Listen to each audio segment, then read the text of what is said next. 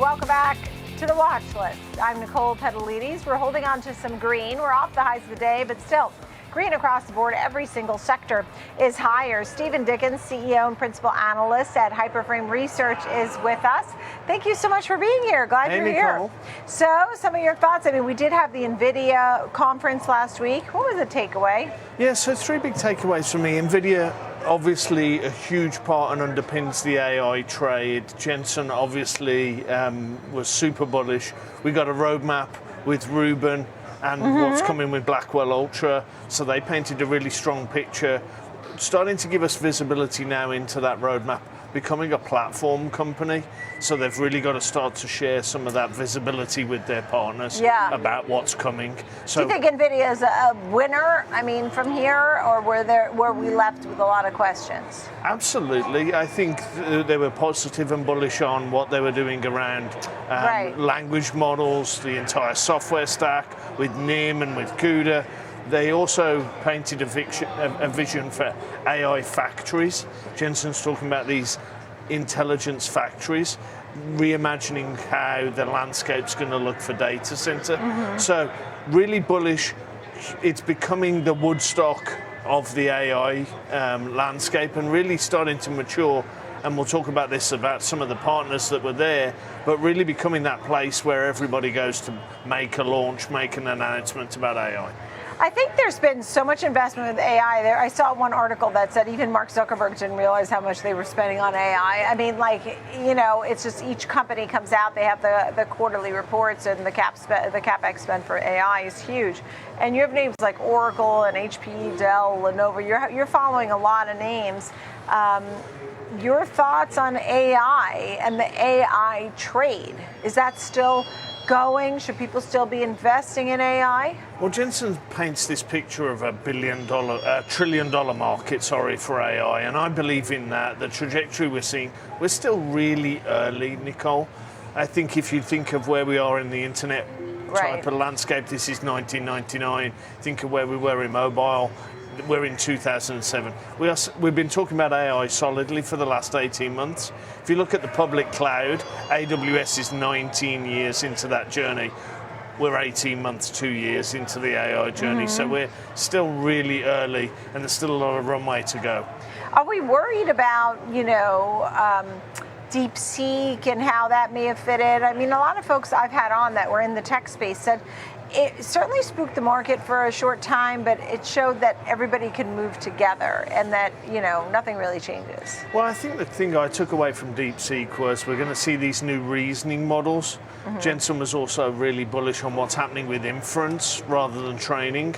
So that's a huge part of it. I think we're going to see these announcements come out. I think what was unique for me about the DeepSeek was some of the claims they made around how much it costs to train their models. I think as the community was able to dig into that, we were able to debunk a lot of those claims and get behind that picture. So I think we're now past that, and I think a lot of people are bullish and continue to be bullish, and rightly so, about where we are on that AI trade. Just going back to Oracle for a second, I mean, when Trump first came on, he was talking about Stargate, right? And the big billions in dollars in investment. Oracle was part of that. OpenAI was in there. Oracle also part of the talks about TikTok, has had a nice run-up of recently, right? I mean, it's up off the lows, I can say. However, year to date, still lower. And there's even concern that there was a data theft hack that Oracle's denying right now. This is today. But I'll put that aside because that seems to be a developing, not sure story. It's been reported. I mean, that part is fact. The report is fact, but the truth of the matter is still under investigation. Where do you think Oracle fits in? A good play? I mean, just as a fundamentally? Yeah, so I see them exposed to a number of different parts of the AI trade, Nicole. I think there's fundamentals around their fusion business. They made a lot of agentic announcements last week. The way to think about that is Agentforce from Salesforce. There's a lot of technology there. They've also got the Cerner play, with a big provider into the healthcare space. So I think Oracle, from an applications perspective, is really well placed. Then I really like what they're doing with around Oracle Cloud Infrastructure. They're growing at 50%. The likes of Microsoft and Google and AWS are growing in the 30s, so they're taking share and growing there. I think the final piece is the data centricity play. There's a real good sovereign story with what Oracle's doing. They made a $5 billion announcement last week around investing in AI infrastructure in the UK. So I think they're really well positioned there to be able to benefit, especially as countries start to think about privacy, they think about data. Oracle's got a really good story based off the database as a foundational layer, but also we're seeing that play out into OCI. I just have a couple more questions, but quickly, tariffs and rates.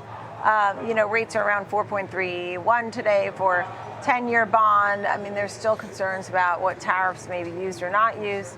The economy, I mean, where does any of these things fit in? Well, we're talking about big macro. We're talking about does it matter to these big companies? Are they going to just sort of power through? Well, they're obviously international names that get a lot of their revenue outside of the US. I was just talking there about Oracle's investment in the UK. Yeah. Big players in those global markets. So I think that probably shields them.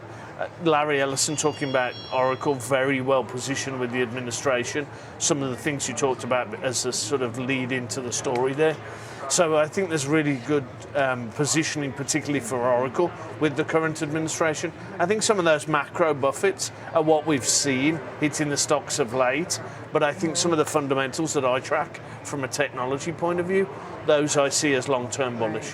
I mean, there's no doubt that Cisco's Chuck Robbins, Nvidia's Jensen Huang have said and tout the AI global impact Trump wants us to win, which is nice to have that backing for our tech names. I mean, it is sort of the AI arms race.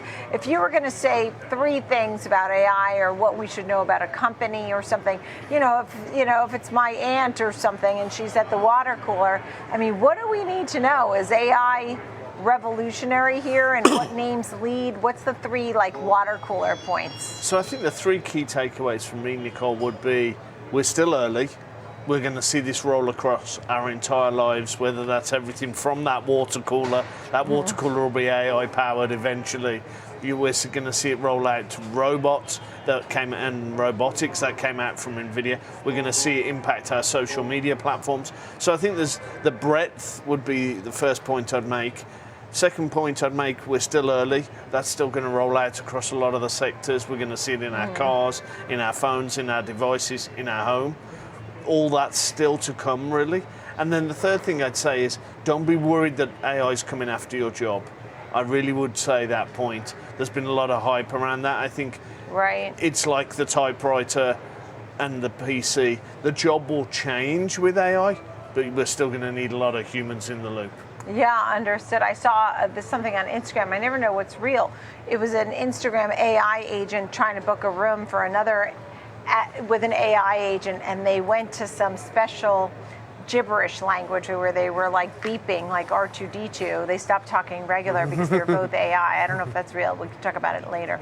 Stephen Dickens, it's great to see you. CEO, Principal Analyst at Hyperframe Research.